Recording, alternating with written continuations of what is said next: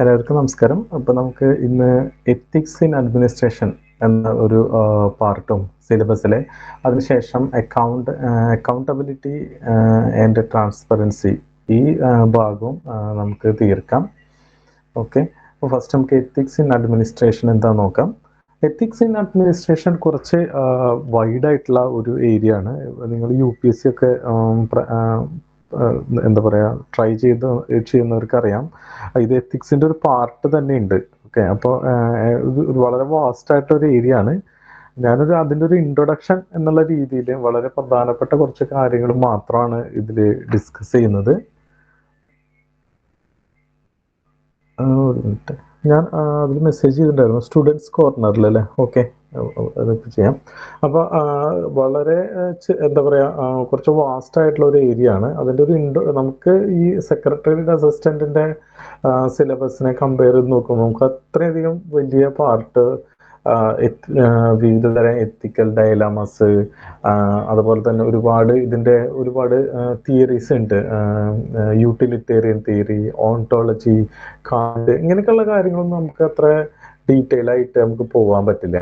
Okay, അപ്പോൾ നമുക്കുള്ള കാര്യങ്ങൾ വളരെ ബ്രീഫായിട്ട് നമുക്ക് എന്താ പറയുക, നമുക്ക് പഠിക്കുന്ന ഇത്രയും വാസ്റ്റ് ആയിട്ടുള്ള ഒരു വലിയൊരു സിലബസിന്റെ ഭാഗമായിട്ട് എത്തിക്സ് വരുമ്പോൾ എന്താണോ പ്രധാനപ്പെട്ടതായിട്ട് നമ്മൾ കൊടുക്കേണ്ടത്, ആ ഒരു ഇത് മാത്രം നമുക്ക് ഒന്ന് പഠിക്കാം. ഓക്കെ, ബാക്കി കൂടുതൽ ഡീറ്റെയിൽ ആയിട്ട് അറിയേണ്ടവർക്ക് ആ രീതിയിൽ നമുക്ക് എത്തിക്സിന്റെ മേ ബി സ്റ്റഡി മെറ്റീരിയൽസ് ഒക്കെ അവൈലബിൾ ആണ്, അത് ട്രൈ ചെയ്യേണ്ടി വരും. ഓക്കെ, അപ്പോൾ വളരെ എന്താ പറയുക ഒരു ബ്രീഫായിട്ട് നമുക്ക് എങ്ങനെ എത്തിക്സിനെ നോക്കാമെന്നാണ് ഈ സ്ലൈഡ്സിൽ നമ്മൾ ചെയ്യുന്നത്. ഓക്കെ,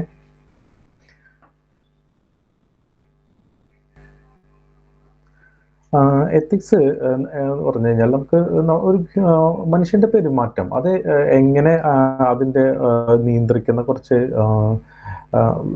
വിശ്വാസങ്ങളുണ്ട്. ഓക്കെ, അതിനെ നമുക്ക് എത്തിക്സ് ആയിട്ട് പറയാം. അതുപോലെ തന്നെ നമ്മൾ തെറ്റ് ശരി ഇതൊക്കെ എങ്ങനെയാണ് നമ്മൾ തീരുമാനിക്കുന്നത്, അതിൻ്റെ ഒരു സാൻമാർഗിക തത്വങ്ങളായിട്ട് നമുക്ക് എത്തിക്സിനെ പറയാം. ഓക്കെ, എത്തിക്സിലെ പഴയ കാലം മുതൽ തന്നെ ഒരുപാട് ടെക്സ്റ്റില് എന്താണ് എത്തിക്സ്, ഗവേണൻസിൽ എങ്ങനെയാണ് എത്തിക്സ് വേണ്ടത് എന്നുള്ളത് ഒരുപാട് ഉണ്ട്. നമുക്ക് അർത്ഥശാസ്ത്രം, കൗടില്യൻ്റെ, അതുപോലെ തന്നെ വെസ്റ്റേൺ ഫിലോസഫിയിൽ അരിസ്റ്റോട്ടിൽ, കാന്റ്, പ്ലേറ്റോ, റോൾസ്, ഇവരൊക്കെ ഇതിനെക്കുറിച്ച് പറയുന്നുണ്ട്. ഇപ്പം നമ്മുടെ പബ്ലിക് അഡ്മിനിസ്ട്രേഷൻ്റെ കോണ്ടെക്സ്റ്റിൽ നോക്കി കഴിഞ്ഞാൽ ഈ എത്തിക്സ് എന്ന് പറഞ്ഞു കഴിഞ്ഞാൽ നീതി ഉയർത്തിപ്പിടിക്കുക, അതുപോലെ തന്നെ ഫെയർനെസ്, അതുപോലെ തന്നെ ഈ ജനങ്ങളുടെ വിശ്വാസം നിലനിർത്തുക, ഇതൊക്കെ ഈ എത്തിക്സിൻ്റെ ഒരു ഡ്യൂട്ടി ആയിട്ട് നമുക്ക് കണക്കാക്കാൻ പറ്റും. ഓക്കെ, ഒരു പബ്ലിക് ഒഫീഷ്യൽ ആയിരിക്കുമ്പോൾ നമുക്ക് എന്തൊക്കെ ക്വാളിറ്റീസ് വേണം, ഒരു എത്തിക്കൽ ക്വാളിറ്റീസ് ആണ് വേണ്ടതെന്ന് വെച്ച് കഴിഞ്ഞാൽ ചില പാരാമീറ്റർ നമുക്ക് എടുത്തു നോക്കി നോക്കാം. അപ്പം അതിലൊരു പാരാമീറ്റർ ആണ് പബ്ലിക് ഇൻട്രസ്റ്റ് ഫസ്റ്റ് പ്രയോറിറ്റി കൊടുക്കുക. പേഴ്സണൽ ഇൻട്രസ്റ്റിനേക്കാൾ മുകളിൽ പബ്ലിക് ഇൻട്രസ്റ്റ് വെക്കാൻ ഒരു പബ്ലിക് ഒഫീഷ്യലിന് സാധിക്കണം. അതുപോലെ തന്നെ ജഡ്ജ്മെന്റ് വളരെ ഒബ്ജക്റ്റീവ് ആയിരിക്കണം. ഒരു ഡിസിഷൻ എടുക്കുമ്പോൾ അത് മെറിറ്റിന്റെ ബേസിൽ നമ്മൾ ഡിസിഷൻ എടുക്കുക, വേറെ ഏതെങ്കിലും തരത്തിൽ നമ്മൾ പാർഷ്യാലിറ്റി അതിൽ കാണിക്കുക, അതുപോലെ തന്നെ മുൻവിധി എടുക്കുക, അതുപോലെ തന്നെ പല കോൺഫ്ലിക്റ്റ് ഓഫ് ഇൻട്രസ്റ്റ്, അതായത് വ്യക്തി എന്ന രീതിയിൽ നമുക്കൊരു ഇൻട്രസ്റ്റും ഒരു പോളിസി അല്ലെങ്കിൽ ഒരു ഗവൺമെന്റ് എന്ന രീതിയിൽ ഒരു ഓർഗനൈസേഷന് വേറൊരു ഇൻട്രസ്റ്റും വരുത്താതിരിക്കുക. എന്താണോ ഓർഗനൈസേഷന്റെ അല്ലെങ്കിൽ ഗവൺമെന്റിന്റെ ഇൻട്രസ്റ്റ്, ആ ഇൻട്രസ്റ്റിനനുസരിച്ച് നമ്മൾ പ്രവർത്തിക്കുക, തീരുമാനങ്ങൾ എടുക്കുക. അതുപോലെ തന്നെ അക്കൗണ്ടബിലിറ്റി, ഏത് കാര്യങ്ങളും പ്രവർത്തിക്കുകയാണെങ്കിൽ അത് വളരെ ഓപ്പൺ ആയിട്ട് ചെയ്യുക, വളരെ എഫിഷ്യൻ്റ് ആയിട്ട് ചെയ്യുക. അതുപോലെ തന്നെ തുല്യത, എല്ലാവർക്കും ഒരു ഇക്വിറ്റബിൾ ആയിട്ടുള്ള രീതിയിൽ ചെയ്യുക, സത്യസന്ധമായിട്ട് ചെയ്യാം. ഓക്കെ, അടുത്ത റെസ്പോൺസിബിലിറ്റി ആണ്. എന്താ വെച്ച് കഴിഞ്ഞാൽ അത് ഒരു പെരുമാറ്റം, ഒരു വ്യക്തിയുടെ പെരുമാറ്റം, അതുപോലെ തന്നെ എന്താ പറയുക പലതരത്തിലുള്ള ഇംപ്രോപ്പർ ആയിട്ടുള്ള ബിഹേവിയർ, ഇതൊക്കെ ഒഴിവാക്കിയിട്ട് ജനങ്ങൾക്കൊരു വിശ്വാസം ഉണ്ടാക്കുന്ന രീതിയിൽ നമ്മുടെ അപ്പിയറൻസ് ഉണ്ടാക്കുക, പബ്ലിക് ഒഫീഷ്യൽസ്. ഓക്കെ, അതുപോലെ തന്നെ വളരെ പ്രധാനപ്പെട്ടതാണ് നമ്മൾ ഈ എത്തിക്സിന്റെ ഒരു പ്രശ്നം വരുന്നത്, നമുക്ക് ഒരു ജോലി ചെയ്യുമ്പോൾ ഒരു രണ്ട് കാര്യങ്ങൾക്ക് ഇടയിൽ ഒരു കാര്യം ചോയ്സ് നമ്മൾ എടുക്കേണ്ടി വരുമ്പോൾ ഏറ്റവും പ്രധാനപ്പെട്ട ഒരു പ്രശ്നമായിട്ട് വരുന്നത് എപ്പോഴെങ്കിലും നമ്മൾ ഒരു നല്ലത് ചീത്ത എന്ന് ഇതിൽ നിന്ന് നമുക്ക് എപ്പോഴും നമുക്ക് ഗുഡ് തിരഞ്ഞെടുക്കാം അല്ലേ. പക്ഷെ അങ്ങനെയല്ല, നമുക്ക് ഒരു എത്തിക്കൽ പ്രോബ്ലംസ് നമ്മൾ ഫേസ് ചെയ്യുന്നത് റിയൽ ടൈമിൽ പ്രശ്നം വരുന്നത് രണ്ട് നല്ലതുകൾ തമ്മിൽ അതിൽ ഏതാണ് തിരഞ്ഞെടുക്കുക എന്നുള്ളതാണ്. ഉദാഹരണത്തിന് ട്രൂത്ത് വേഴ്സസ് ലോയൽറ്റി. സത്യം പറയണോ അതോ ഒരു കമ്പനിയുടെ ലോയലായിട്ട് നിൽക്കണോ? സത്യം പറയുമ്പോൾ എന്താ വെച്ച് കഴിഞ്ഞാൽ കമ്പനിയുടെ അല്ലെങ്കിൽ ഓർഗനൈസേഷന്റെ അതിനുമായിട്ട് ലോയൽറ്റി നമുക്ക് ചെയ്യാൻ പറ്റില്ല. ഏതെങ്കിലും കാര്യത്തിൽ അതൊരു ഇത്തരത്തിലുള്ള ഒരു കോൺഫ്ലിക്റ്റ് വരും. അതുപോലെ തന്നെ ഇൻഡിവിജ്വൽ വേഴ്സസ് കമ്മ്യൂണിറ്റി. ഇപ്പോൾ കമ്മ്യൂണിറ്റിയുടെ മൊത്തമായിട്ടുള്ള ഒരു ബെനിഫിറ്റ് നോക്കണോ അതോ ഇൻഡിവിജ്വലായിട്ട് നമ്മുടെ പേഴ്സണൽ ബെനിഫിറ്റ് നോക്കണോ? അപ്പോൾ ഇത്തരത്തിലുള്ള ക്ലാഷസ് ആണ് ഏറ്റവും പ്രധാനപ്പെട്ടത്. Long time versus short time. തൽക്കാലത്തിന് എന്തെങ്കിലും കാര്യങ്ങൾ ചെയ്യുകയാണെങ്കിൽ ചിലപ്പോൾ അത് ഭാവിയിലേക്ക് ബുദ്ധിമുട്ടായിരിക്കും. അതുപോലെ തന്നെ ഇപ്പോൾ ഭാവിയിലേക്ക് നോക്കുകയാണെങ്കിൽ ഇപ്പോൾ തൽക്കാലത്തെ കാര്യങ്ങൾ വലിയ ബുദ്ധിമുട്ടായിരിക്കും. ഒരു എക്സാമ്പിൾ പറയുകയാണെങ്കിൽ പ്ലാസ്റ്റിക്, ഈ ഒരു പ്രശ്നത്തില് പ്ലാസ്റ്റിക് എന്ന് പറഞ്ഞു കഴിഞ്ഞാൽ ഷോർട്ട് ടൈമിൽ വളരെ ബെനിഫിറ്റ് ആണ്, ലോങ് ടൈമിൽ ബുദ്ധിമുട്ടുണ്ടായിരിക്കും. അതുപോലെ തന്നെ ഈ ഫ്യൂവൽസ്, നമ്മൾ പെട്രോളിയം ഫ്യൂവൽസ് ഒക്കെ ഉപയോഗിക്കുമ്പോൾ തൽക്കാലമായിട്ട് നമുക്ക് ഒരുപാട് ബെനിഫിറ്റ് കിട്ടും, പക്ഷെ അത് ഭൂമിയുടെ മൊത്തം ആവാസ വ്യവസ്ഥയ്ക്ക് പ്രശ്നമുണ്ടായിരിക്കും. അപ്പോൾ അത് എത്തിക്കൽ ഒരു പ്രശ്നമായിട്ട് മാറി. അപ്പോൾ നമുക്ക് ഷോർട്ട് ടൈം ആണോ തിരഞ്ഞെടുക്കേണ്ടത്, ലോങ് ടൈം ആണോ തിരഞ്ഞെടുക്കേണ്ടത്, ഇങ്ങനെ ഒരു ക്ലാഷ് വരും. പിന്നെ ജസ്റ്റിസ് വേഴ്സസ് മേഴ്സി. ഇപ്പോൾ നീതിയാണോ ദയാണോ? ചില സ്ഥലങ്ങളിൽ ഒരു കുറ്റം, അപ്പോൾ ആരെങ്കിലും ഒരു ഉദാഹരണത്തിന് കാടിൽ കയറിയിട്ട് ഏതെങ്കിലും അവിടുത്തെ റിസോഴ്സസ് ഉപയോഗിച്ചു, മീൻസ് വിറക് ഒടിച്ചു കൊണ്ടുവന്നു. അപ്പോൾ റിസർവ് ഫോറസ്റ്റ് ഒക്കെ ആണെങ്കിൽ അതിൻ്റെ ഉള്ളിലേക്ക് കയറാനേ പാടില്ലല്ലോ. അപ്പോൾ അത് നീതിയുടെ അത് ജസ്റ്റിസ് ഒരു പ്രശ്നമാണ്. പിന്നെ മേഴ്സി, അപ്പോൾ അത് അങ്ങനെ ചെയ്യുന്നത് ഒരു ജീവിക്കാനുള്ളൊരു ഒരു വകയില്ലാത്ത അത്രയും ദരിദ്രനായ ഒരു വ്യക്തിയാണെങ്കിലോ, അപ്പോൾ അവരെടുത്ത് കേസ് എടുക്കണോ? മനസ്സിലായി. അപ്പൊ ജസ്റ്റിസ് ആണോ നിലനിർത്തേണ്ടത് അതോ മേഴ്സി ആണോ നമ്മൾ കാണിക്കേണ്ടത്? അപ്പൊ ഇത്തരത്തിലുള്ള ഡയലാമസ് ആണ് അല്ലെങ്കിൽ എത്തിക്കൽ ചോയ്സസ് ആണ് വളരെ ബുദ്ധിമുട്ടുള്ളത് ഒരു പബ്ലിക് ഒഫീഷ്യലിനെ സംബന്ധിച്ചിടത്തോളം. അതിനെക്കുറിച്ചൊക്കെ ഒരു പബ്ലിക് ഒഫീഷ്യൽ വളരെ എന്താ പറയാ ബോധവാനായിരിക്കേണ്ടതുണ്ട്. Elements of public service ethics. എന്തൊക്കെയാണ് എലമെന്റ്സ് എന്നാണ് നോക്കേണ്ടത്. ഒന്ന് അക്കൗണ്ടബിലിറ്റി ആണ്. ഫോളോ ലോസ്, നിയമങ്ങൾ അനുസരിക്കണം. ഒബേ അതോറിറ്റി, നമ്മുടെ മേലധികാരികൾ അല്ലെങ്കിൽ സുപ്പീരിയേഴ്സ് പറയുന്നത് അനുസരിക്കണം. Strive for efficiency, economy effectiveness, എഫക്റ്റീവായിട്ട് എഫിഷ്യൻസ് ആയിട്ട് എക്കണോമിക്കൽ ആയിട്ടുള്ള അത് കൂട്ടുന്നതിന് വേണ്ടിയിട്ട് ശ്രമിക്കണം. ഓക്കെ. അതുപോലെ തന്നെ ethical behaviour, adherence to standards. സ്റ്റാൻഡേർഡുകൾ ഏതൊക്കെ രീതിയിൽ സ്റ്റാൻഡേർഡ്സ് ഉണ്ടോ അത് അഡിയർ ചെയ്യണം. കറക്റ്റ് ടൈമിന് വരണം, അല്ലെങ്കിൽ ഏതെങ്കിലും തരത്തിലുള്ള സ്പീഡി ആയിട്ട് നമ്മൾ കാര്യങ്ങൾ ചെയ്യാൻ സാധിക്കണം. Set sound standard, okay, same തന്നെയാണ്. Avoid even perception appearance of wrong doing. ഈ perception or appearance of wrong doing ഒഴിവാക്കണം. Help create an ethical environment, ഒരു എത്തിക്കൽ എൻവയോൺമെൻറ്റ് ക്രിയേറ്റ് ചെയ്യാനായിട്ട് സഹായിക്കണം. ഓക്കെ. ഇനി അടുത്തത് ഒരു നോളൻ പ്രിൻസിപ്പിൾസ് എന്ന് പറയും. ഇത് actually committee on standards in public life in U കെയിൽ ഉള്ള ഒരു committee of standards in public life എന്ന് പറഞ്ഞൊരു കമ്മിറ്റി പുറത്തിറക്കിയ ഒരു എന്താ പറയുക ഒരു 7 പ്രിൻസിപ്പിൾസ് ആണ്. ആക്ച്വലി ഞാനിത് കൊടുക്കാൻ കാരണം നമ്മുടെ ഇന്ത്യയിലുള്ളതല്ല ഇത്, എന്നിട്ട് ഇത് കൊടുക്കാൻ കാരണം ഈ സ്ലൈഡ് മിക്കവാറും സ്ലൈഡുകളിലുള്ള കാര്യങ്ങൾ ഞാൻ എടുത്തിട്ടുള്ളത് ഒരു ഇന്ത്യൻ ഇൻസ്റ്റിറ്റ്യൂട്ട് ഓഫ് പബ്ലിക് അഡ്മിനിസ്ട്രേഷന്റെ ഈ എത്തിക്സിന്റെ തന്നെ കുറച്ച് പോർഷൻസ് ഉണ്ട്. അപ്പൊ അതിൽ ഞാൻ എടുത്തിട്ടുള്ളത്. അപ്പൊ അതിൽ ഇത് വളരെ പ്രധാനപ്പെട്ടതായിട്ട് കൊടുത്തിട്ട് കണ്ടതുകൊണ്ടാണ് എടുത്തത്. പിന്നെ എന്താ വെച്ചാൽ ഇതൊരു ജനറൽ കാര്യമാണ്, എന്തെങ്കിലും ടെക്നിക്കൽ ടേംസ് അല്ല. കണ്ടാലും അറിയാലോ, സെൽഫ്ലെസ്നെസ്, ഇന്റഗ്രിറ്റി, ഒബ്ജക്ടിവിറ്റി. അപ്പൊ ഇതിനെ കുറിച്ച് ജസ്റ്റ് ഒന്ന് വായിച്ച് ഇത് എന്താണ് സംഭവം എന്ന് മനസ്സിലാക്കിയാൽ മതി. ഓക്കെ. അപ്പൊ ഒന്ന് സെൽഫ്ലെസ്നെസ്, നമ്മൾ സ്വാർത്ഥത ഇല്ലാതെ നിസ്വാർത്ഥമായിട്ടുള്ള ഒരു രീതിയിൽ holders of public office should act solely in terms of the public interest. They should not do so gain financial or other benefit for themselves, their family and their friends. അതായത് ഒരൊറ്റ motive പാടുള്ളൂ, public interest എന്നുള്ളൊരു motive പാടുള്ളൂ.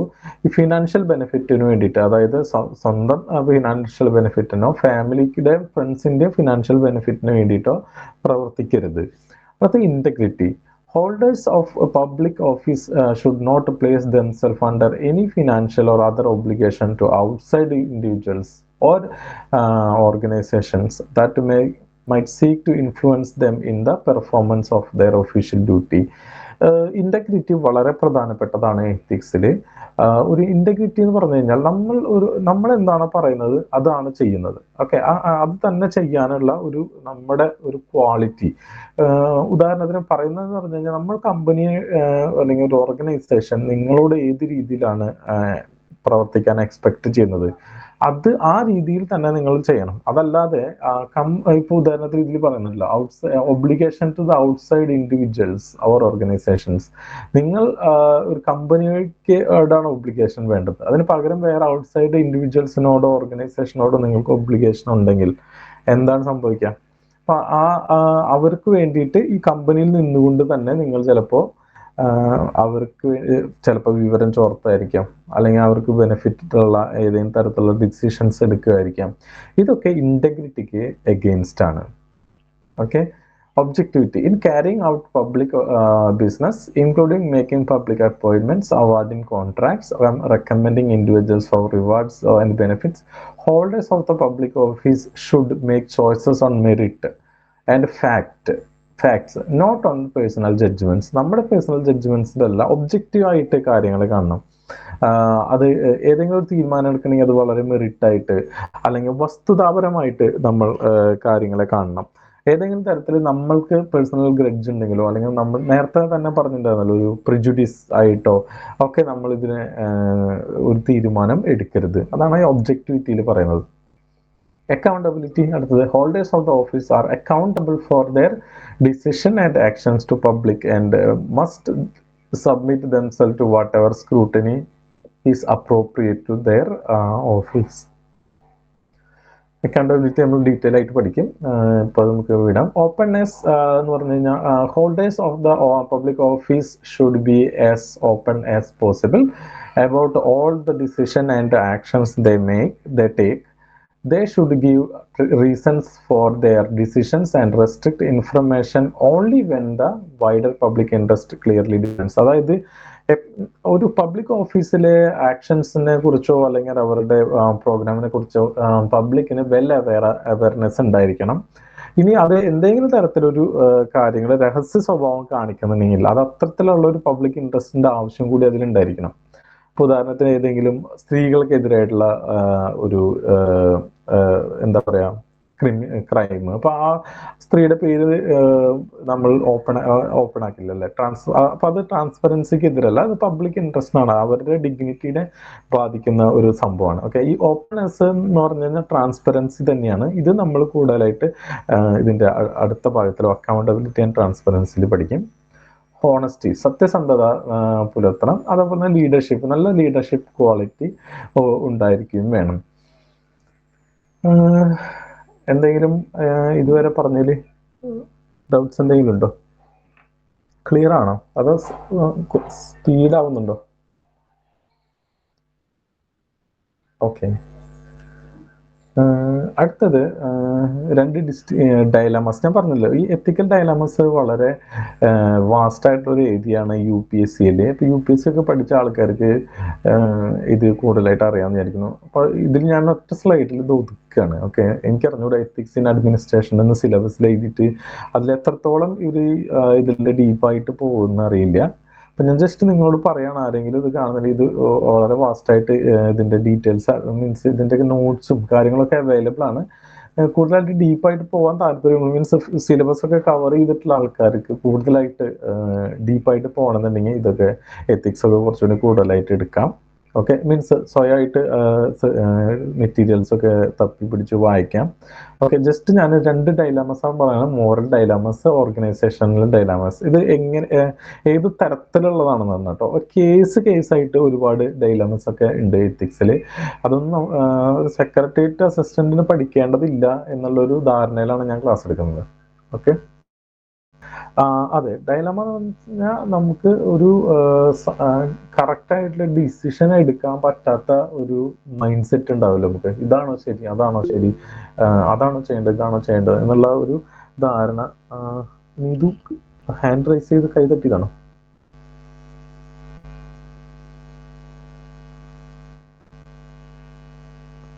Okay, അപ്പൊ ഈ dilemma എന്ന് പറഞ്ഞു കഴിഞ്ഞാൽ നമുക്ക് ചില കാര്യങ്ങൾ വളരെ ക്രിസ്റ്റൽ ക്ലിയർ ആയിട്ട് നമുക്ക് അറിയാൻ പറ്റും, ശരി ഏതാണ് തെറ്റേതാണ് എന്നൊക്കെ ഉള്ളത്.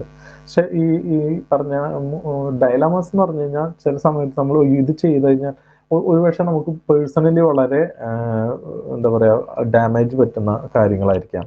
ഓക്കെ, അതല്ലെങ്കിൽ ചിലപ്പോൾ അത് ചെയ്തില്ലെങ്കിൽ ഓർഗനൈസേഷൻ എന്തെങ്കിലും ഡാമേജ് പറ്റുന്ന കാര്യമായിരിക്കാം. അപ്പൊ അത് മാത്രമല്ല, അപ്പൊ ചെയ്താലും വേറെ പ്രശ്നം ഉണ്ടായിരിക്കും. ഓക്കെ, ചെയ്താലും ചെയ്തില്ലെങ്കിലും പ്രശ്നങ്ങൾ ഉണ്ടാകുന്ന ഒരു ഡിസിഷൻ പ്രോപ്പറായിട്ട് എടുക്കാൻ പറ്റാത്ത ഒരു സിറ്റുവേഷനുകളെയാണ് നമ്മൾ ഡൈലമ എന്ന് പറയുന്നത്. അപ്പൊ നമുക്ക് നോക്കി നോക്കാം 2 dilemmas. Moral dilemma, not knowing right thing to do. Moral dilemmas in public administration arise when administrators face conflict between ethical principles where adhering to one may violate other. These dilemmas when involve difficult choices between personal moral values and professional responsibilities. Personal moral വാല്യൂസും responsibility നേർക്ക് നേരെ ഒരു കോൺഫ്ലിക്റ്റിൽ വരികയാണ്. ഇപ്പോൾ ഉദാഹരണത്തിന് nepotism and favouritism. Administrators may face pressure to favour friends, relatives. Administrators may face pressure to favor friends, relatives, political allies in decision like promotion or contracts. Doing so may breach fairness and justice. Yet resisting this pressure could affect their career negatively. ഉദാഹരണത്തിന് ഏതെങ്കിലും മേലുദ്യോഗസ്ഥരോ അല്ലെങ്കിൽ രാഷ്ട്രീയക്കാരോ ചില ആൾക്കാരെ promote ചെയ്യാൻ പറയും, അല്ലെങ്കിൽ അവർക്ക് contract കൊടുക്കാൻ പറയും. ഇത് ഇങ്ങനെ ചെയ്തു കഴിഞ്ഞാൽ എന്തിന്റെ വയലേഷൻ ആണത്? ഇത് അവരുടെ ജോബിന്റെ ഒരു വയലേഷൻ ആണ്, അല്ലെ? ഒരു ഫെയർനെസ് ആൻഡ് ജസ്റ്റിസിന്റെ വയലേഷൻ ആണ്. ഇനിയിപ്പോ ചെയ്തില്ലെങ്കിലോ ഇത് അയാളുടെ കരിയറിനെ എഫക്ട് ചെയ്യും. അപ്പൊ അതെന്തൊരു വയലേഷൻ ആണ്? അയാളുടെ പേഴ്സണൽ ബെനിഫിറ്റിന്റെ, അതായത് പേഴ്സണൽ ബെനിഫിറ്റ് ഇല്ലാതാവുന്ന ഒരു പേഴ്സണൽ ലോസ്റ്റ് ആണത്. ഓക്കെ, അപ്പൊ ഇത് രണ്ടിന്റെ ഇടയിലാണ് ഒരു അഡ്മിനിസ്ട്രേറ്റർ ഉണ്ടാവുക. നിങ്ങൾ അപ്പൊ ഫെയർനെസ് ഓർ ജസ്റ്റിസ് കോംപ്രമൈസ് ചെയ്യുന്നോ, അതല്ലെങ്കിൽ നിങ്ങളുടെ പേഴ്സണൽ ബെനിഫിറ്റ് കോംപ്രമൈസ് ചെയ്യുന്നു. പേഴ്സണൽ ബെനിഫിറ്റ് എന്ന് വിചാരിക്കുന്ന എന്തെങ്കിലും ഒരു അയാളുടെ റൈറ്റ്ഫുൾ ബെനിഫിറ്റ് ആണ് കേട്ടോ, അതല്ലാതെ അയാൾക്ക് എന്തെങ്കിലും അനധികൃതമായിട്ടുള്ള അയാളുടെ എന്തെങ്കിലും ലാഭമല്ല. അയാൾക്ക് സ്വാഭാവികമായി കിട്ടേണ്ട അയാളുടെ കരിയറിന്റെ അഡ്വാൻസ്മെന്റ്, ഇതൊക്കെ ചിലപ്പോൾ സ്റ്റോപ്പ് ചെയ്യാൻ എന്ത് പറ്റും? ഈ മുതിർന്ന ഉദ്യോഗസ്ഥർക്കോ പൊളിറ്റീഷ്യനെ പറ്റും. അപ്പൊ അത് സ്റ്റോപ്പ് ചെയ്യുന്ന ഇയാളെ പേഴ്സണലി ബാധിക്കുന്ന ഒരു വിഷയമാണ്. ഇനി അത് ചെയ്തില്ലെങ്കിലോ അത് ഇയാളുടെ ഒരു ഫെയർനെസിന്റെ അല്ലെങ്കിൽ ജസ്റ്റിസിന്റെ ഒരു എന്താ പറയാ ഒരു ഡിസഡ്വാൻറ്റേജ് ആണ്. അപ്പൊ ഇത്തരത്തില് 2 കാര്യങ്ങളെ തമ്മിൽ ഒരു ഡയലാമ വരുന്ന ഒരു സിറ്റുവേഷൻ ആണ് മോറൽ ഡയലാമസ്. ഇനി അടുത്തത് organisational dilemma. Being under pressure to do the wrong thing. Organizational dilemmas are challenges that arise from the internal dynamics of the public organizations. These involves conflict between organizational rules, goals, operation efficiency, and ethical consideration. Some examples are include rule following versus public welfare. Administrators are often bound by rigid rules and procedures, but following these may sometimes prevent them from addressing urgent public needs and efficiently. For instance, bureaucratic delays may hinder disaster relief for efforts. Okay, ഇപ്പോൾ ഇതിൽ പറയുന്ന ഓർഗനൈസേഷനിലെ തന്നെ internally ഉള്ള ചില പ്രശ്നങ്ങളാണ്. ഇപ്പോൾ ഒരു കൃത്യമായ റൂളുകൾ ഉണ്ടായിരിക്കും എങ്ങനെ ഫണ്ട് റിലീസ് ചെയ്യണമെന്ന്. ഇപ്പോൾ ഉദാഹരണത്തിന് ഇപ്പോൾ ഏതെങ്കിലും ഒരു സ്ഥലത്ത് ഒരു വീട് വെച്ച് കൊടുക്കണം പെട്ടെന്ന്, അല്ലെങ്കിൽ ഏതെങ്കിലും ഒരു രക്ഷാപ്രവർത്തനം നടത്തണം. അപ്പൊ ഈ രക്ഷാപ്രവർത്തനം നടത്തുന്ന സ്ഥലത്ത് നിങ്ങൾക്ക് ഒരുപാട് റിസോഴ്സ് വേണ്ടി വരില്ല. ചിലപ്പോൾ ഒരുപാട് JCB പോലുള്ള സാധനങ്ങൾ വിളിക്കണം, അതല്ലെങ്കിൽ ഒരുപാട് ചെറിയ ചെറിയ എന്താ പറയുക ടൂൾസ് ഉപയോഗിക്കേണ്ടി വരും. അപ്പോൾ ബ്യൂറോക്രസിയിൽ ചിലപ്പോൾ എന്തായിരിക്കും, ഇതിനൊക്കെ ടെൻഡർ ആദ്യം വിളിക്കണം, ടെൻഡർ വിളിച്ച് ആൾക്കാർ വരണം. അപ്പൊ അതിൽ ഏറ്റവും പൈസ കുറഞ്ഞ ആളിനെ നോക്കിയിട്ട് വിളിക്കേണ്ടി വരും. അങ്ങനെ പൈസ കുറഞ്ഞ ആളിനെ നോക്കി വിളിച്ചിട്ട് അവർക്ക് ടെൻഡർ കൊടുക്കണം, അതിനുശേഷം അവർ ചെയ്യണം. ഓക്കെ, അപ്പൊ ഇതൊക്കെ ചെയ്യാൻ ഉള്ള സമയമുണ്ടോ? ഒരു ഡിസാസ്റ്റർ വന്ന് ഇരിക്കുന്ന സമയത്ത്, ഇപ്പൊ ഉദാഹരണത്തിന് ഒരു കേസ് നമുക്കറിയാല്ലേ, നമ്മുടെ കേരളത്തില് മറ്റേ ഇതുണ്ടല്ലോ, എന്താ പേര്, കോവിഡ് ടൈമില് PPE കിറ്റ് വാങ്ങിയിട്ട് വലിയൊരു വിഷയമായിരുന്നു. ശൈലജ ടീച്ചറായിരുന്നു ആ സമയത്ത് മന്ത്രി. എനിക്കതിന്റെ മെറിറ്റ് ഒന്നും അറിയില്ല, പക്ഷെ ജസ്റ്റ് ഞാൻ പറയാണ്, ആ ഒരു സമയത്ത് ഓർഗനൈസേഷണൽ ഡയലാമ, നമുക്ക് ആൾക്കാരെ കൂടുതൽ ഒരു എന്താ പറയാ ടെൻഡർ വിളിച്ച് അതിൽ ഏറ്റവും വില കുറവുള്ള ആളുടെ ടെൻഡർ എടുക്കാൻ ഉള്ള ഒരു സിറ്റുവേഷൻ ആയിരിക്കില്ലല്ലോ. ആ സമയത്ത് എന്താ വെച്ച് കഴിഞ്ഞാൽ കൂടുതലായിട്ട് പെട്ടെന്ന് ഉള്ള ഒരു സിറ്റുവേഷനെ ഹാൻഡിൽ ചെയ്യാനോ അഡ്രസ്സ് ചെയ്യാനോ ആണ് ശ്രമിക്കുക. അപ്പൊ ആ സമയത്ത് എന്തുണ്ടാവും വെച്ച് കഴിഞ്ഞാൽ ഇത്തരത്തിലൊരു ഓർഗനൈസേഷണൽ ഡയലാമ ഉണ്ട്. എന്തുകൊണ്ട് നിങ്ങൾ സിസ്റ്റം അനുസരിച്ച് പോകണോ, അതോ എന്താ പറയാ, അതല്ലെങ്കിൽ ആ പ്രത്യേക സമയത്തെ നീഡ് ഫുൾഫിൽ ചെയ്യണം, ഇങ്ങനെ ഒരു കാര്യമുണ്ട്. അപ്പൊ അതാണ് ഓർഗനൈസേഷണൽ ഡയലാമസ്. ഇത് മാത്രമല്ല പലതരത്തിലുള്ള അത്തരത്തിലുള്ള rules following versus public welfare, ഒരുപാട് ഡയലാമസ് ഉണ്ടായിരിക്കും. ഓക്കെ, ഇനി കുറച്ച് ക്യാരക്ടറിസ്റ്റിക്സ് ആണ്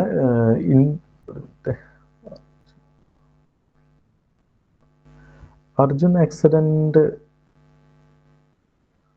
അതില് എന്താണ് സംഭവം മനസ്സിലായി? ആക്സിഡന്റ് ഉണ്ടായത് നമുക്കൊരു എത്തിക്കൽ ഡയലാമല്ല, എന്ത് ആക്ഷനാണ്, പബ്ലിക് ആക്ഷൻ എന്തായിരുന്നു, എന്ത് പബ്ലിക് ആക്ഷനാണ് അതില് പറയുന്നത്? ലോറി പറഞ്ഞ് എനിക്ക് മനസ്സിലായി, അതിൽ ഏത് പബ്ലിക് ആക്ഷനാണ് നിങ്ങൾ ചോദിക്കുന്നത്?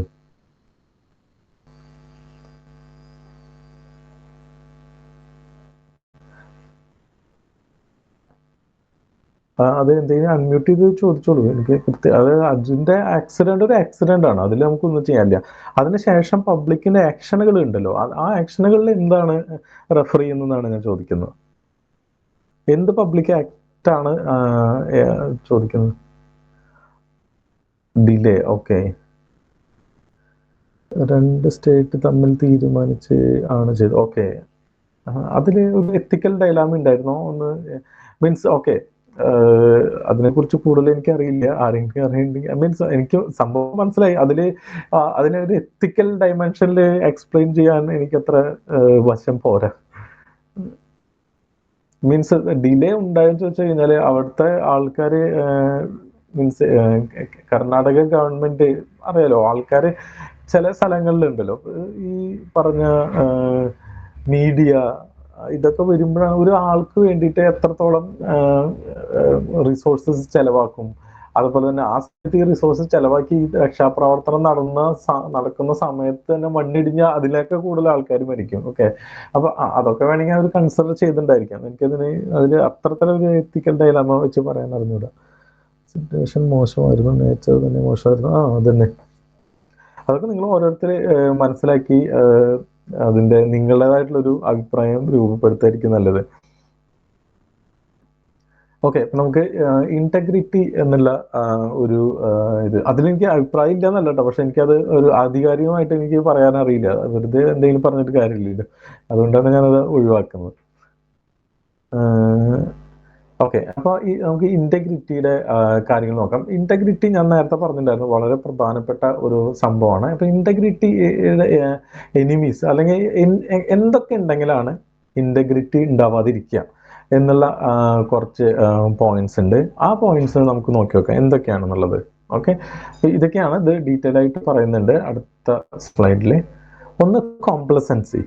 കോംപ്ലസൻസി എന്ന് പറഞ്ഞു കഴിഞ്ഞാൽ നമുക്ക് ഒരു ഓവർ സാറ്റിസ്ഫൈഡ് ആണ്, ഇത്രയൊക്കെ മതി, ഇതൊക്കെ മതി എന്നുള്ള ഒരു ഇതുണ്ടല്ലോ, ആ രീതിയിൽ. അപ്പൊ അതെന്താ സംബന്ധിച്ച് കഴിഞ്ഞാൽ പുതിയതായിട്ടൊന്ന് ചെയ്യാനോ അല്ലെങ്കിൽ ഇപ്പൊ നിലവിലുള്ള സാഹചര്യത്തെ മെച്ചപ്പെടുത്താനോ യാതൊരുവിധ തരത്തിലും തയ്യാറാവാതിരിക്കുക. ഓക്കെ, അപ്പൊ ഈ ഇമ്പ്രൂവ്മെന്റ്സ് ഒക്കെ ഒരു അനാവശ്യമാണ് എന്നുള്ള ഒരു ഇത്.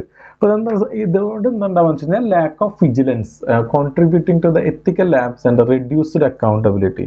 എന്തെങ്കിലും ഒരു പ്രവർത്തനം ചെയ്ത് അതിന്റെ അക്കൗണ്ടബിൾ ആക്കി ആരെങ്കിലും ചോദിച്ചു കഴിഞ്ഞാൽ അതൊന്ന് ഒഴിഞ്ഞു മാറിയിട്ട് ഇത്രയൊക്കെ ഇവിടെ നടക്കുള്ളൂ, ഓക്കെ, ഈ രീതിയിലൊക്കെ ഇനി അവിടെ പോകാൻ പറ്റുള്ളൂ, ആ തരത്തിലുള്ള ഒരു ആറ്റിറ്റ്യൂഡ് ഉണ്ടല്ലോ, അതാണ് ഈ കോംപ്ലസൻസിയിൽ വരുന്നത്. അതുപോലെ തന്നെ സെൽഫ് ഡെലൂഷനും ഇതുപോലെ പ്രധാനപ്പെട്ടതാണ്. Everyone is ethical in his or her own eyes. This refers to an act of convincing oneself of a false reality, often to justify unethical actions. Public administrators may deceive themselves into believing that their actions are justifiable, even when they contradict ethical principles. അത് ഇതും നേരത്തെ പറഞ്ഞ പോലെയാണ്. ഇപ്പൊ കൈക്കൂലി വാങ്ങുന്നതൊന്നും തെറ്റല്ല, ഇങ്ങനെയൊക്കെയാണ് ഇവിടുത്തെ കാര്യങ്ങളൊക്കെ നടക്കുന്നത് എന്നുള്ളത് ഒരു ഇതുണ്ടല്ലോ. അതേപോലെ തന്നെ റേഷണലൈസേഷൻസ്, doctrine of relative filth, I'm not so bad as long as others are worse. In public administration, rationalization involves justifying unethical behavior by providing logical false reasons. This allows individuals to continue engaging in wrongful acts while maintaining a sense of moral integrity. ഇതൊക്കെ എപ്പോഴാണ് വരുന്നത് വെച്ച് കഴിഞ്ഞാൽ, ഇതൊക്കെ വരുന്നത് ഒരാളെ അക്കൗണ്ടബിളാക്കി ചോദ്യം ചെയ്യുമ്പോഴാണ്. ഇപ്പോൾ നമ്മൾ സാധാരണ രീതിയിൽ ക്ലാസ്സിൽ വർത്താനം പറഞ്ഞു കഴിഞ്ഞാൽ പ്രശ്നമില്ല, പക്ഷെ ടീച്ചർ ഒന്ന് ചോദിക്കുമ്പോഴാണ് പ്രശ്നം. അപ്പോൾ എന്ത് ന്യായീകരണം നിങ്ങൾ കൊടുക്കും? അപ്പോൾ അതല്ലെങ്കിൽ ഉദാഹരണത്തിന് ഇപ്പോൾ ഒരു ആ വർക്ക് ചെയ്യേണ്ടത് നിങ്ങളുടെ ജോലിയാണ്, അപ്പോൾ നിങ്ങൾ ചെയ്യുന്നില്ല, അപ്പോൾ അതിന് എന്തെങ്കിലും കൊളീഗ്സ് തമ്മിൽ നമ്മൾ അങ്ങോട്ടും ഇങ്ങോട്ടും പറയുമ്പോൾ ഞാൻ ചെയ്തില്ല എന്നൊക്കെ പറയും. പക്ഷെ നിങ്ങളെ നിങ്ങളുടെ മാനേജർ വിളിച്ച് അതിന് ഉത്തരം തേടുമ്പോൾ നിങ്ങൾക്ക് പറയുന്നതാണ് ഈ കോംപ്ലസൻസും സെൽഫ് ഡെലൂഷനും റേഷണലൈസേഷനും ഒക്കെ. ഇപ്പോൾ ഉദാഹരണത്തിന്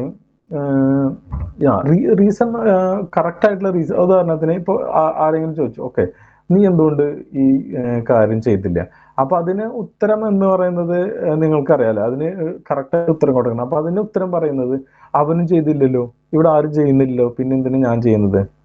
ഓക്കെ, അപ്പൊ ഈ ഒരു ആൻസർ ആണ് ഈ റേഷണലൈസേഷനിൽ വരുന്നത്. ആക്ച്വലി ലോജിക്കൽ ആയിട്ടുള്ള ഒരു ആൻസർ ആണ് കൊടുക്കുന്നത്, അല്ലെ? എല്ലാവർക്കും ഒരേപോലെ ആയിരിക്കണം. ഓക്കെ, അപ്പൊ ആരൊക്കെയാണ് ചെയ്യാത്തത് എന്ന് ചോദിച്ചു കഴിഞ്ഞാൽ അപ്പൊ അതിന് കൃത്യമായിട്ട് മറുപടി ഉണ്ടാവില്ല ചിലപ്പോൾ. കാരണം എന്താ വെച്ച് കഴിഞ്ഞാൽ അപ്പൊ പറയും, ഞാൻ ആൾക്കാരുടെ പേര് പറയാൻ എനിക്ക് താല്പര്യമില്ല, എനിക്കറിയുന്ന പലരും ചെയ്യുന്നില്ല. ഓക്കെ, ഇങ്ങനെ പറയുമ്പോൾ ഒരു അഡ്മിനിസ്ട്രേറ്ററിനെ സംബന്ധിച്ച് അക്കൗണ്ടബിൾ ആവാൻ താല്പര്യമില്ല, എന്നാൽ ഒരു മൊറാലിറ്റി അഡ്ഹെയർ ചെയ്യുന്നില്ല. അപ്പൊ മറ്റുള്ള ആൾക്കാർ ചെയ്യുന്നില്ല, അതുകൊണ്ട് ഞാനും ചെയ്യുന്നില്ല. ഓക്കെ, അപ്പൊ ഇത്തരത്തിലാണ് ഈ റാഷണലൈസേഷൻ പോകുന്നത്. അല്ലെങ്കിൽ പിന്നെ കോംപ്ലസൻസിയിലാണെങ്കിൽ ഇതിപ്പോ ചെയ്യേണ്ട ആവശ്യം എന്താ, ഇങ്ങനെ ചെയ്യേണ്ട കാര്യം എന്താ? ഓക്കെ, ഇതൊക്കെ നിങ്ങൾക്ക് വളരെ സിമ്പിൾ ആയിട്ട് തോന്നും. പക്ഷെ നിങ്ങൾ ആരെങ്കിലും ഇത്തരത്തിൽ ക്വസ്റ്റ്യൻ ചെയ്യേണ്ടി വരുമ്പോൾ, നമുക്ക് ആരെയും, ഞാൻ മുന്നേ പറഞ്ഞിട്ടുണ്ട്, പല ടീച്ചേഴ്സും ഇങ്ങനെ എന്നോട് പരാതി പറയാറുണ്ട്. ഇപ്പോൾ പുതിയ കുട്ടികൾ ഒക്കെ എന്താ പറയാ, അവരെ നമുക്ക് ഒരു വടിയെടുത്ത് അടിക്കാൻ സമ്മതിക്കാൻ പറ്റില്ല, അല്ലെ? ഇനി അഥവാ കുറച്ച് ശാസിച്ച് കഴിഞ്ഞാൽ ടീച്ചർമാർക്ക് ഭയങ്കര ബുദ്ധിമുട്ടാണ്. കാരണം പേരൻസ് വരും, അവര് പല തരത്തിലുള്ള രീതിയിൽ ഇവരെ അബ്യൂസ് ചെയ്യുന്ന രീതിയിലുള്ള പ്രശ്നങ്ങളുണ്ട്. അപ്പൊ അവര് മനസ്സിലാക്കേണ്ട ഒരു കാര്യമാണ്, ഇവര് ഈ പറയുന്ന കുട്ടികളായാലും ശരി, പേരൻസ് ആയാലും ശരി, ഈ ഏതെങ്കിലും മെത്തേഡ് ആയിരിക്കും യൂസ് ചെയ്യുന്നുണ്ടാവുക. ഒന്നുകിൽ ഒരു കോംപ്ലസന്റ് ആയിരിക്കും, നേരത്തെ പറഞ്ഞാൽ ഈ കുട്ടി ഇത്രയൊക്കെ പഠിച്ചാൽ മതി എന്നുള്ള ഒരു ഇതിൽ, അല്ലെങ്കിൽ ആ കുട്ടികളല്ലേ ചെറിയ തെറ്റുകളൊക്കെ പറ്റും, അവരെ ഇവരെയൊക്കെ അടിക്കും, ചിലപ്പോൾ ഒരു അടിയും പിടിയൊക്കെ ഉണ്ടാവും. ഇതാണ് കോംപ്ലസൻസിയിലെ പ്രശ്നം. സെൽഫ് ഡെലൂഷൻ എന്ന് പറഞ്ഞു കഴിഞ്ഞാൽ എൻ്റെ കുട്ടി അങ്ങനെ ചെയ്യേയില്ല, എൻ്റെ കുട്ടി കറക്റ്റ് അത്തരത്തിലൊരു പ്രശ്നവും ഇല്ലാത്ത കുട്ടിയാണ്. അതായത് അവർ ഏറ്റവും ടോപ്പായിട്ട്, every one is ethical in his own eyes. അവരെ സംബന്ധിച്ച് നോക്കണം, അവരെ കുട്ടി യാതൊരു തെറ്റും ചെയ്തിട്ടില്ല. മൂന്നാമത്തെ റേഷണലൈസേഷൻ, മറ്റുള്ള കുട്ടികളെല്ലാവരും ചെയ്യുന്നുണ്ടല്ലോ, എന്നിട്ട് എന്താ എൻ്റെ കുട്ടിയോട് നിങ്ങൾ ഇങ്ങനെ കാണിക്കുന്നത്? മനസ്സിലായോ? അപ്പൊ ഇത്തരത്തിലുള്ള ഈ ഈ ഇന്റഗ്രിറ്റി ഇല്ലാത്ത പ്രശ്നം പല സ്ഥലങ്ങളിലും നമ്മൾ നേരിട്ട് നമുക്ക് അനുഭവപ്പെടുന്നതാണ്. അപ്പോൾ ഒരു അഡ്മിനിസ്ട്രേറ്ററെ സംബന്ധിച്ചോളം ഇത് വളരെ എന്താ പറയുക, വളരെ ഡിഫിക്കൽട്ട് ആയിട്ടുള്ള സിറ്റുവേഷൻ ആണ്. അവരെ പറഞ്ഞ് മനസ്സിലാക്കിപ്പിക്കുക, അല്ലെങ്കിൽ ഇവർ നിങ്ങൾ സെൽഫ് ഡെലൂഷനിലാണ് എന്നോ, അല്ലെങ്കിൽ നിങ്ങൾ കോംപ്ലസന്റ് വളരെ ജനറൽ വാക്കാണ്, ഇങ്ങനെ കോംപ്ലസന്റ് ആയിട്ട് പെരുമാറാൻ പാടില്ല എന്നൊക്കെ പലരും പറയും. പക്ഷെ ഇവര് തെറ്റ് ചെയ്യുന്ന രീതിനെ വളരെയധികം എന്താ പറയുക, എടുത്ത് കാണിക്കുക എന്നുള്ളത് ഒരു അഡ്മിനിസ്ട്രേറ്ററെ സംബന്ധിച്ച ഒരു ടാസ്ക് ആയിട്ട് മാറാൻ സാധ്യത. അതുകൊണ്ടാണ് ഞാൻ ഈ വാക്കുകളൊക്കെ എടുത്ത് നിങ്ങൾക്ക് ഇട്ട് തന്നത്. കാരണം ഇതിൽ നിന്ന് ചിലപ്പോൾ എന്തെങ്കിലും ഒരു ക്വസ്റ്റ്യൻ വരാനും സാധ്യതയുണ്ട്. അടുത്ത കുറച്ച് ഇതാണ് misplace of loyalty. This involves remaining loyal to the individuals or groups even when they act unethically. Administrators may choose loyalty over integrity, supporting unethical decisions or practices to please superiors or peers. ഇത് നിങ്ങൾക്കറിയാലോ അല്ലേ? അതായത് ഒരു കമ്പനിയുടെ നിങ്ങൾ work ചെയ്യുമ്പോൾ ഒരു ഓർഗനൈസേഷനോട് അല്ലെങ്കിൽ ഒരു ഡിപ്പാർട്ട്മെന്റിനോടാണ് നിങ്ങളുടെ ആക്ച്വൽ ലോയൽറ്റി വേണ്ടത്. നിങ്ങളുടെ ജസ്റ്റ് സീനിയറിന് താല്പര്യമുള്ള കാര്യങ്ങൾ ചെയ്യാം, അല്ലെങ്കിൽ വേറെ നിങ്ങളുടെ കൊളീഗ്സ് ഒരുമിച്ച് നിങ്ങൾ അപ്പോൾ അവർക്ക് താല്പര്യമുള്ള കാര്യങ്ങൾ ചെയ്യാന്നുള്ള പലപ്പോഴും എന്തായിരിക്കും ഓർഗനൈസേഷനെതിരായിരിക്കും. അതൊരു അൺഎത്തിക്കൽ പ്രാക്ടീസ് ആണ്. അതാണ് മിസ്പ്ലേസ് ലോയൽറ്റി എന്ന് പറയുന്നത്. Win at any cost. This attitude prioritizes achieving goals or success without a regard for ethics or consequences. In public administration, it can result in the violation of rules and fairness to secure personal or organizational gains. ഇതും correct അല്ല. ഒരു നമുക്ക് ഒരു ബെനിഫിറ്റോ കിട്ടുന്ന അല്ലെങ്കിൽ ഏതെങ്കിലും തരത്തിൽ ഒരു ഒബ്ജക്റ്റ് അച്ചീവ് ചെയ്യാൻ വേണ്ടിയിട്ട് മറ്റുള്ള റൂൾസ് എല്ലാം മറന്നുകൊണ്ടും അത് ഒരു വിൻ അറ്റ് എനി കോസ്റ്റ് എന്നുള്ളതാണ്. അതൊരു എത്തിക്കൽ ഇഷ്യൂ ആണ്. ഓക്കെ, അതേപോലെ തന്നെ undervaluing integrity. When integrity is undervalued, ethical principles are compromised in favour of expediency, personal gain or organizational success. This weaken public trust and the overall ethical standard of an organization. അടുത്തത് arrogance of power. This occurs when individual in possession of authority believe they are above ethical norms or accountability. This sense of invulnerability can lead to abuse of power, corruption, unethical decisions. അത് മിക്കവാറും higher പൊസിഷനിലുള്ള ആൾക്കാരാകുമ്പോൾ അവർക്ക് വേറെ നിയമങ്ങളൊന്നും ബാധകമല്ല. കാരണം എന്ന് വെച്ച് കഴിഞ്ഞാൽ ഇവർ അക്കൗണ്ടബിൾ ആയിരിക്കില്ല. പല സ്ഥലങ്ങളിലും ചെറിയ ചെറിയ പൊസിഷനിലുള്ള ആൾക്കാരാണെങ്കിൽ അവർക്ക് മുകളിലുള്ള ആൾക്കാർ അക്കൗണ്ടബിൾ ആണ്. ഒരു ഹയർ പൊസിഷനിൽ എത്തുമ്പോൾ അവർക്ക് ഇത്തരത്തിലുള്ള ആരോടും അക്കൗണ്ടബിലിറ്റി ഇല്ലാത്ത ഒരു ചോദ്യം ചെയ്യാൻ പെടാത്ത ഒരു പവറായിട്ട് അവർക്ക് സ്വയം തോന്നും. അപ്പൊ എന്താണെന്ന് വെച്ചാൽ ഈ കാര്യങ്ങൾ സെൽഫ് ഡെല്യൂഷൻ, നമ്മൾ നേരത്തെ പഠിച്ച സെൽഫ് ഡെല്യൂഷൻ, ഞാൻ ചെയ്യുന്നതൊക്കെ ശരിയാണ് എന്നുള്ള ഒരു ആറ്റിറ്റ്യൂഡ് വരും. സെൽഫ് ഇൻട്രസ്റ്റ്, സ്വന്തം താല്പര്യത്തിന് വേണ്ടിയിട്ട് ഒക്കെയുള്ള ബാക്കിയുള്ള കാര്യങ്ങൾ അറിയാം. സെൽഫ് പ്രൊട്ടക്ഷൻ, സ്വന്തം റൈറ്റ്നെസ്, അയാൾ പറയുന്നതാണ് കറക്റ്റ്, ശരി, ധാർമ്മികത ഒക്കെ, അങ്ങനത്തെ ഒരു അറഗൻസ് ഓഫ് പവർ വരും. Unaccountability. A lack of accountability occurs when individuals or organizations are not held responsible for their actions, often leading to corruption or inefficiency. Without accountability, ethical governance cannot be ensured. Accountability കുറിച്ച് ഞാൻ നേരത്തെ പറഞ്ഞു, നമ്മൾ വീണ്ടും പഠിക്കും. ഈ enemies of ഇന്റഗ്രിറ്റിയിൽ എന്തെങ്കിലും ചോദിക്കാനുണ്ടോ? Complacency, self-delusions, rationalizations, misplaced loyalty, win at any cost, undervaluing integrity, arrogance of power. ഇത് ക്ലിയർ ആണോ?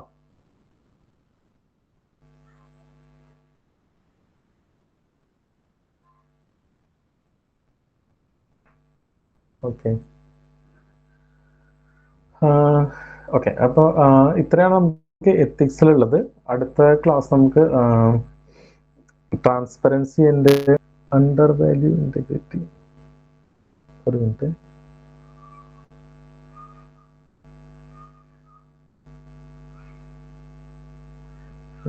മെസ്സേജ് എനിക്ക് കണ്ടില്ല, ഞാൻ മെസ്സേജ് എടുത്തുകൊണ്ടിരിക്കുകയാണ്.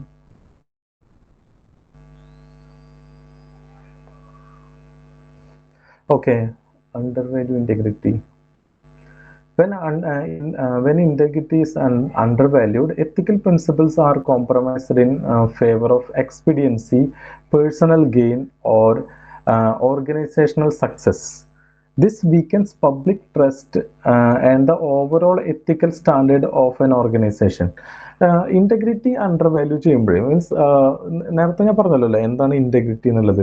അതായത് ഒരു വ്യക്തി ആയാലും ശരി, ഒരു ഓർഗനൈസേഷൻ ആയാലും ശരി, അത് ഇന്റഗ്രിറ്റി കാത്ത് സൂക്ഷിക്കണം. ഓർഗനൈസേഷൻ ആകുമ്പോൾ അത് എന്താണോ ഓർഗനൈസേഷൻ പുറത്ത് പബ്ലിക്കിനോട് പറയുന്നത് അത് തന്നെയാണ് അതിൻ്റെ അകത്തും ചെയ്യേണ്ടത്. ഓക്കെ, പബ്ലിക്കിനോട് പുറത്തൊരു കാര്യം പറഞ്ഞിട്ട് അകത്ത് വേറൊരു കാര്യം ചെയ്യുമ്പോൾ അത് ഇന്റഗ്രിറ്റി ഇഷ്യൂ ആണ്. ഓക്കെ, അതേപോലെ തന്നെ ഓർഗനൈസേഷൻ്റെ ഉള്ളിൽ ഓർഗനൈസേഷൻ ഒരു എംപ്ലോയിയോട് അല്ലെങ്കിൽ ഒരു ഒഫീഷ്യലിനോട് എന്താണോ ചെയ്യാൻ പറയുന്നത് അത് തന്നെ ആയിരിക്കണം അയാൾ ചെയ്യേണ്ടത്.